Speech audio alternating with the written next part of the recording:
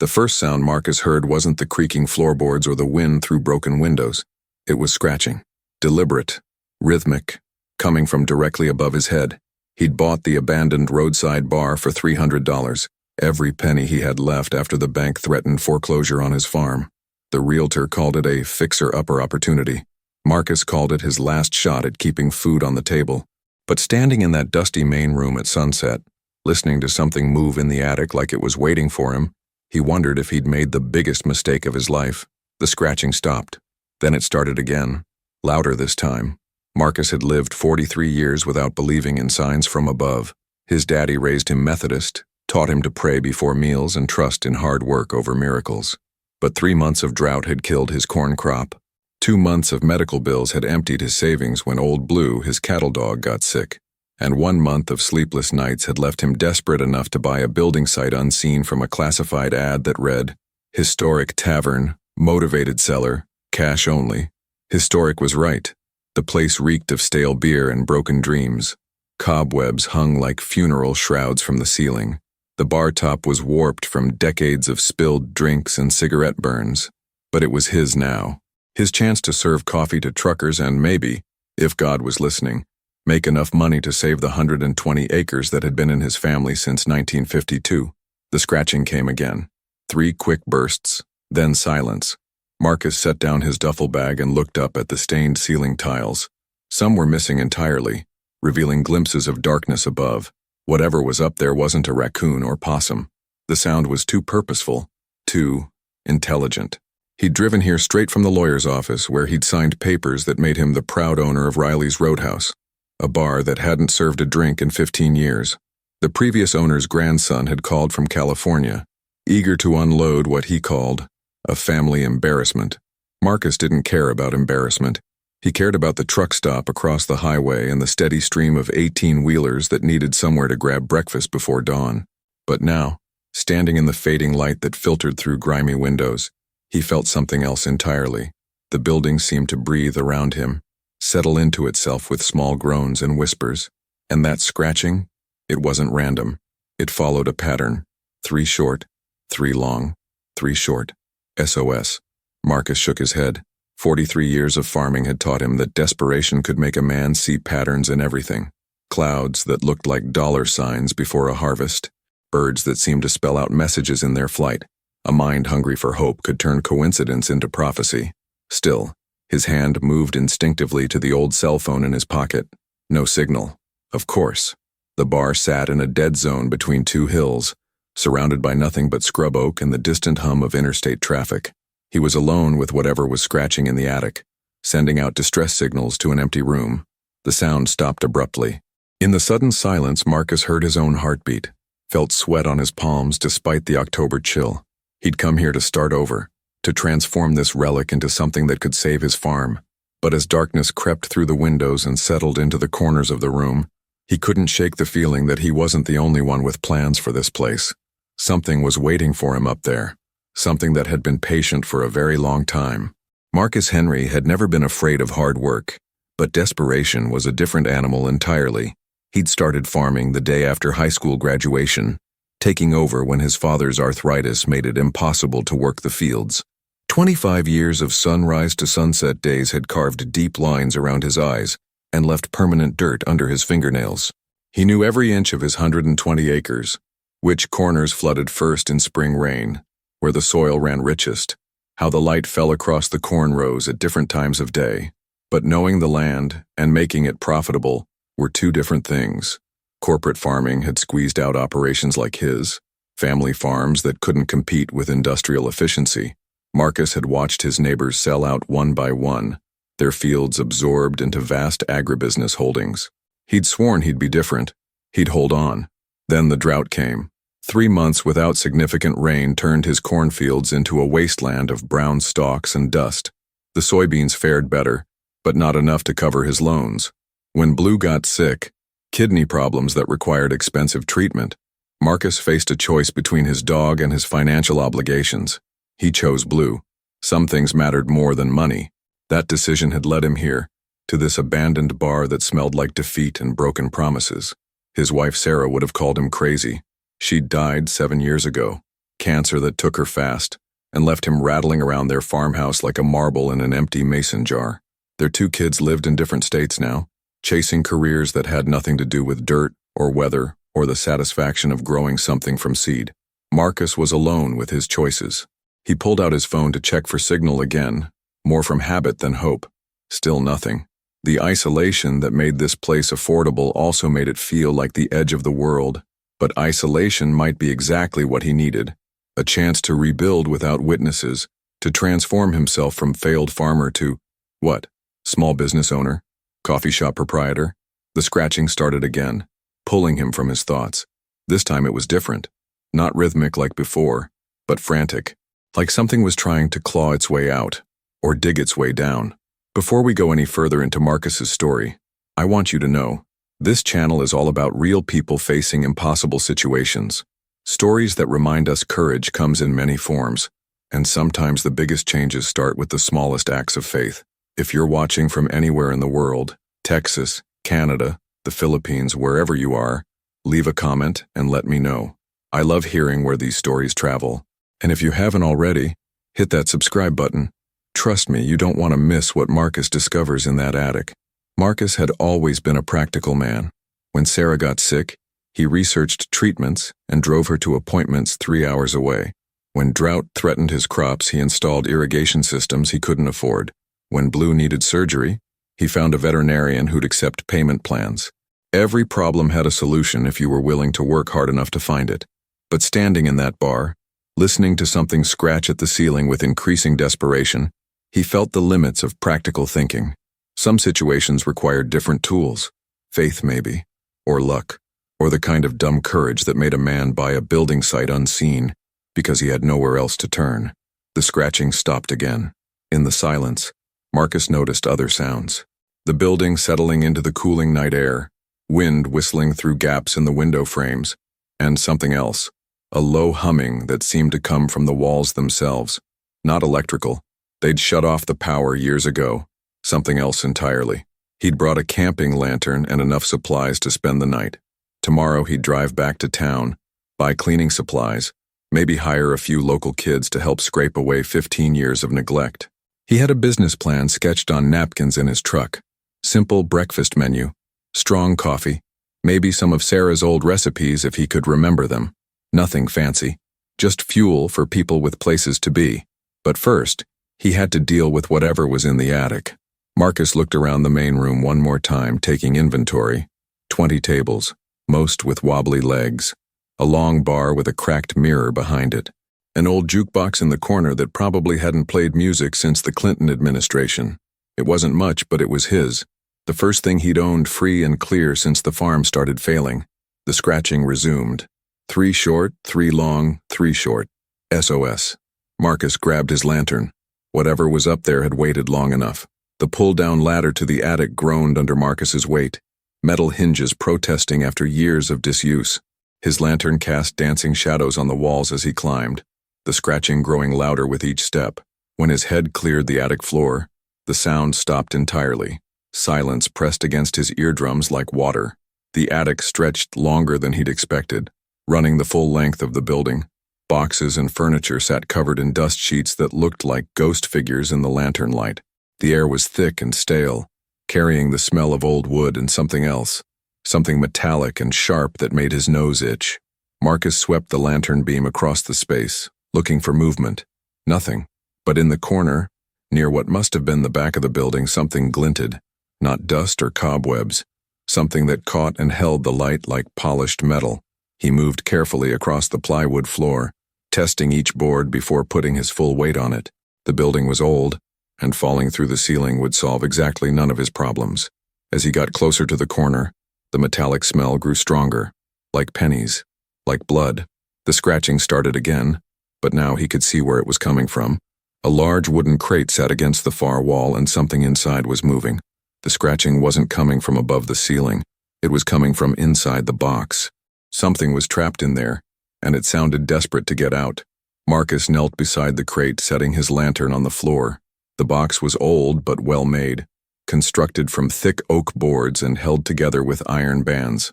The lid was secured with a heavy padlock, green with age but still solid.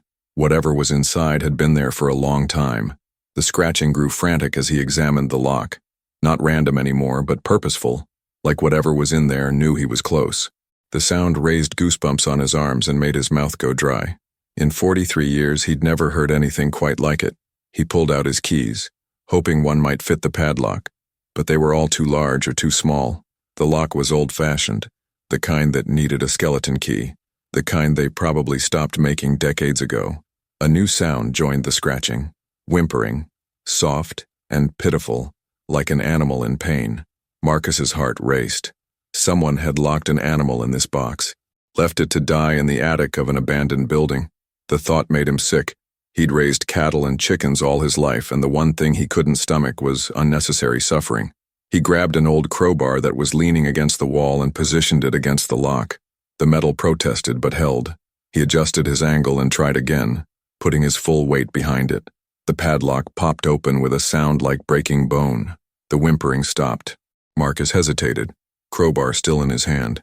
What if whatever was in there was dangerous? What if it was sick? What if opening this box was the second biggest mistake of his life, right after buying this place? But the silence was worse than the scratching had been. At least before he knew something was alive in there. He lifted the lantern and slowly opened the lid. The box was empty. Marcus stared into the hollow space, confusion washing over him. The scratching had been coming from here. He was certain. But there was nothing inside except old straw bedding and the lingering smell of metal and fear. Then he noticed the bottom of the crate wasn't flush with the floor. There was a gap, maybe 2 inches high, running around the edges. The scratching wasn't coming from inside the box, it was coming from underneath it. He set down the crowbar and tried to lift one corner of the crate. It was heavier than it looked, but it shifted slightly, revealing a section of floorboard that didn't match the rest. Newer wood, different grain. Someone had hidden something under this crate, something that was trying to claw its way up. Marcus grabbed the crowbar again and wedged it under the corner of the box, using it as a lever. The crate moved 6 inches, then a foot. Beneath it, 3 floorboards had been cut and replaced, creating a hidden compartment. The scratching was coming from down there. Before he could examine the hiding place more closely, headlights swept across the attic windows. A car was pulling into the gravel lot outside. At this hour, in this isolated location, that could only mean trouble. Marcus killed his lantern and crept to the window. Below, a black pickup truck sat in the parking lot, engine running. 2 men got out and walked toward the building.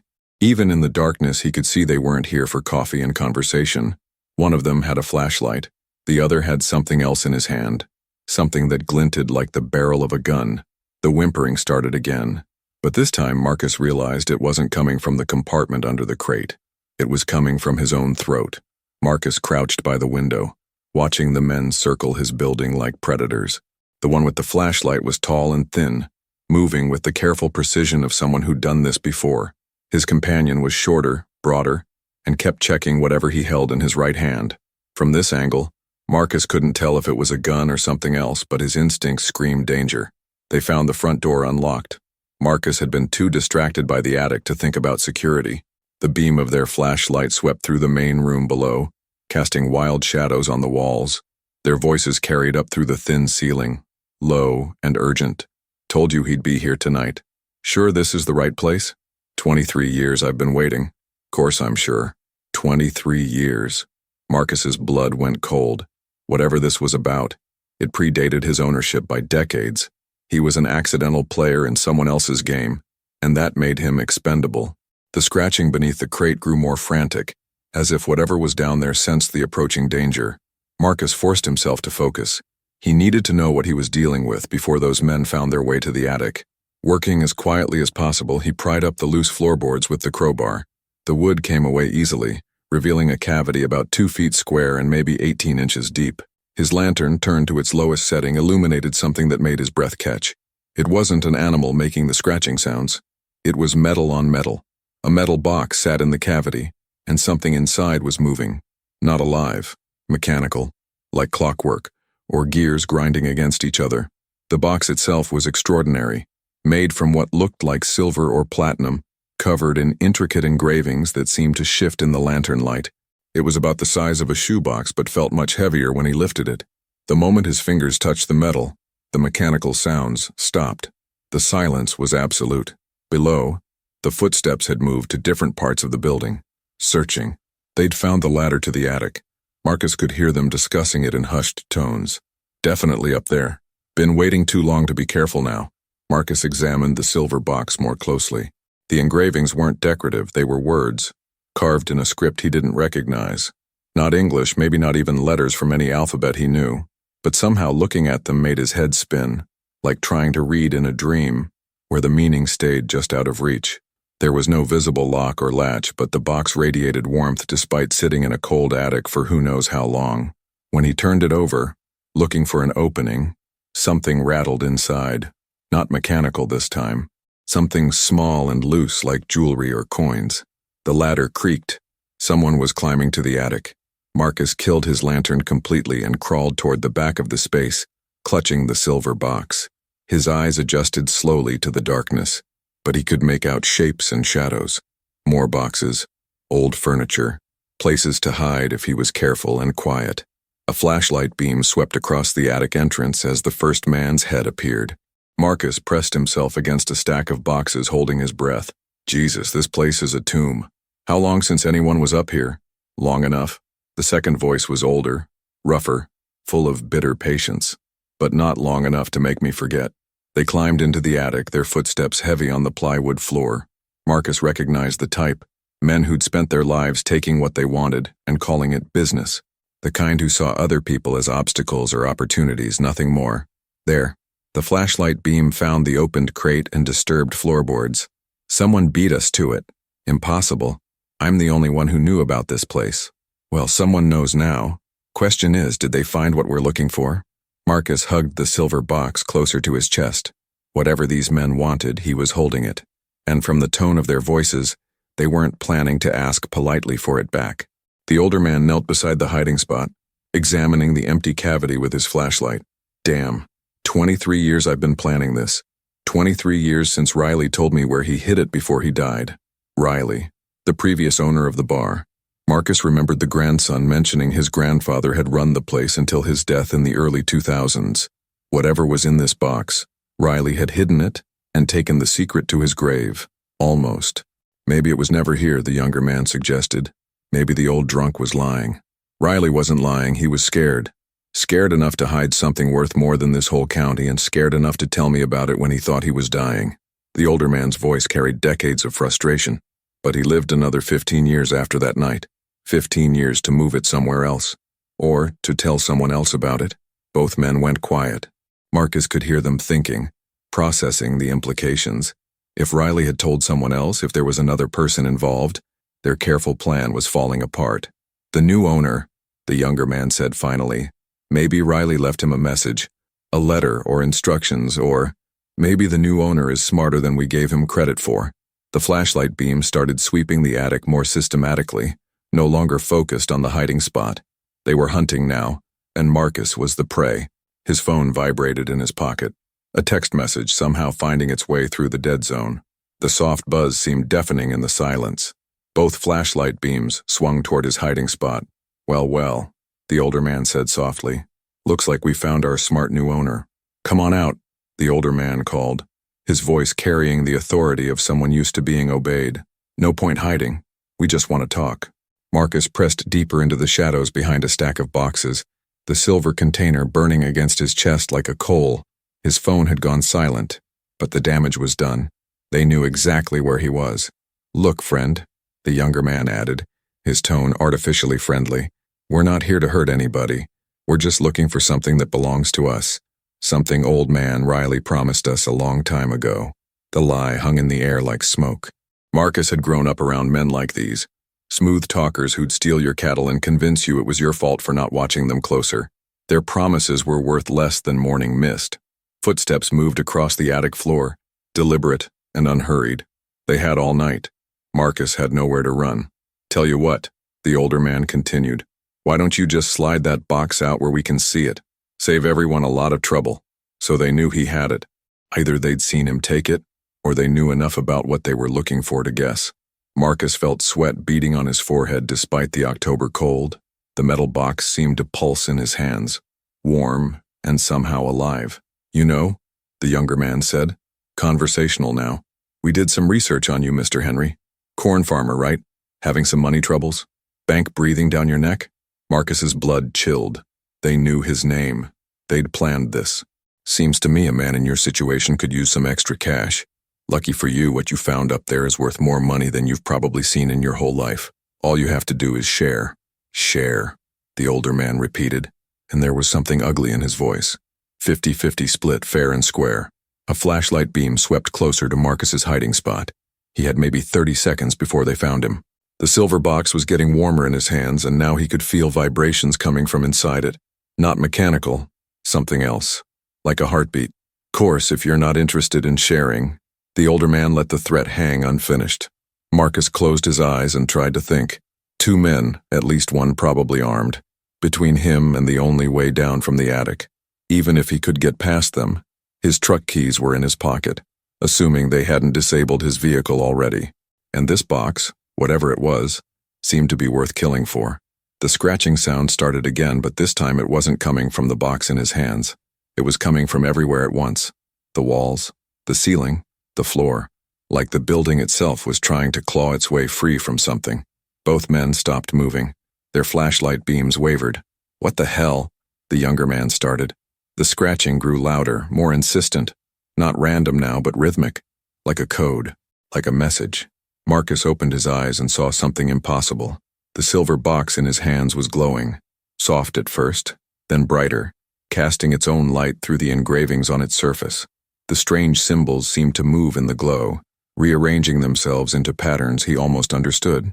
There, the older man's flashlight found Marcus crouched behind the boxes.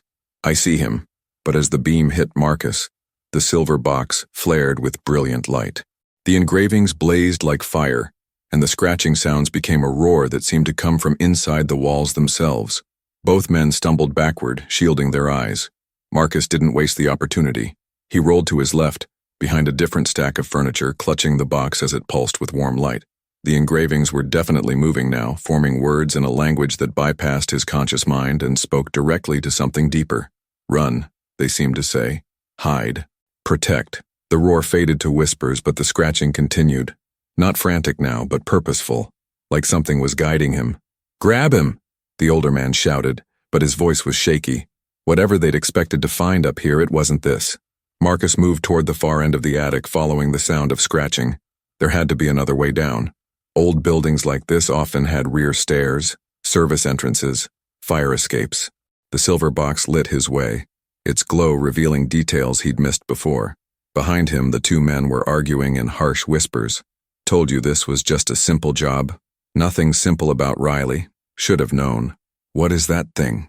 Marcus reached the back wall and found what he was looking for. A narrow staircase probably installed as a fire escape decades ago. The door at the bottom was chained shut from the inside, but the chain was old and rusted. The silver box pulsed brighter as he touched the metal, and the chain crumbled like ash. Behind him, footsteps were moving in his direction. They'd found his trail. Marcus slipped through the door and found himself in a narrow alley behind the building. His truck was parked in front, but these men would expect him to go for it. Instead, he turned toward the woods that bordered the property, the silver box lighting his way through the darkness. The scratching sounds followed him, echoing from the trees like a whispered conversation he couldn't quite hear. But he was beginning to understand that whatever was in this box, it was on his side, at least for now. The woods behind Riley's roadhouse were darker than anything Marcus had experienced on his farm. Tree branches caught at his jacket, and roots tried to trip him with every step, but the silver box in his hands provided just enough light to keep him moving. Behind him, he could hear the 2 men crashing through the underbrush, their flashlights creating wild shadows between the trees. This way, the older man called. I can see his light. Marcus pressed deeper into the forest, following what might have been an old deer trail. The box was warm against his chest now, almost hot, and the engravings pulsed with a steady rhythm that reminded him of breathing. Whatever was inside wanted to be found, but not by the men chasing him. After 20 minutes of stumbling through the darkness, Marcus broke through a line of pine trees and found himself at the edge of a small clearing. In the center stood a simple wooden cabin, windows dark but chimney showing recent use. Smoke still drifted from the top, carrying the smell of cedar and something else, something that reminded him of the metallic scent from the attic. The scratching sounds had been leading him here. Marcus approached the cabin cautiously, the silver box casting long shadows across the clearing. The door stood slightly ajar, as if someone had been expecting him. He pushed it open and stepped inside. Candles flickered on a simple wooden table, illuminating the face of an elderly man with bright blue eyes and hands that shook slightly with age. He looked up as Marcus entered, showing no surprise at the intrusion. "You found it," the old man said simply. "I wondered when someone would." "Who are you?" Marcus asked, still clutching the box. "Name's Daniel Riley. Most folks called my grandfather Old Man Riley. Ran the roadhouse until he died." The man gestured to a chair across from him. "Been waiting for someone like you to show up. Someone decent." Marcus remained standing, adrenaline still coursing through his veins. "There are 2 men back there looking for this. They said your grandfather promised them." "My grandfather never promised them anything." Daniel's voice carried quiet authority. "Those men killed him for what's in that box. Beat an 80-year-old man to death because he wouldn't tell them where he'd hidden it." His eyes hardened. "But he'd already told me. Made me promise to wait for the right person to find it." The silver box pulsed warmer in Marcus's hands.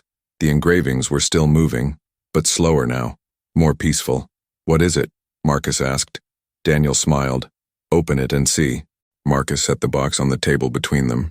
The moment it left his hands, the top simply lifted away, as if it had never been locked at all. Inside, nestled in velvet that looked impossibly old, were dozens of gold coins. Not modern currency, but something ancient and beautiful, each one bearing symbols that matched the engravings on the box. "Spanish gold," Daniel explained. 1600s, maybe earlier. "My great-great-grandfather found them in a cave system that runs under this whole area. Been in our family ever since, waiting for someone who needed them more than we did." Marcus stared at the coins, understanding flooding through him. "Why me?" "Because you bought that building to save your farm, not to get rich. Because you've spent your whole life taking care of things. Your land, your animals, your sick dog. Because when you heard something scratching in that attic, you went to help instead of running away." Daniel leaned back in his chair. "The box chose you, son. It's been waiting for someone with the right heart." Outside, flashlight beams swept across the clearing.